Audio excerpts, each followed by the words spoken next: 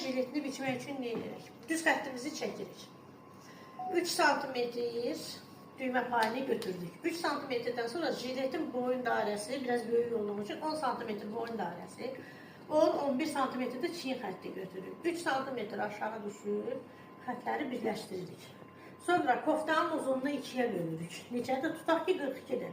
42 sm-i 2-yə böldük, oldu 21 sm. Biz 21 sm-də sinə yarım çevrəsini tapıb, qol dibini birləşdirdik.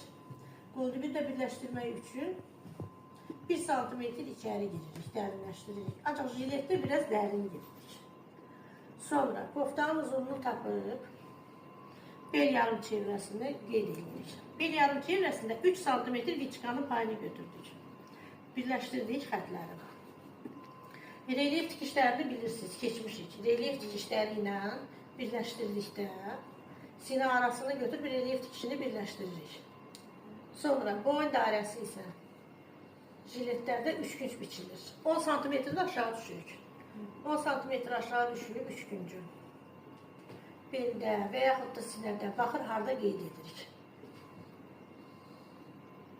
Birləşdirdik. Sonra koftanın ətəyindən baxın sağa doğru. Hardasa biz buradan 6 sm keçdik 3 güncü birləşdirmək üçün. Sonra 5-6 sm-də aşağı düşürük jiletin ətəyindən. 3 güncü biz çəkmək üçün 3 günc xətti. Bu xəttə birləşdiririk jiletin ətəyindən.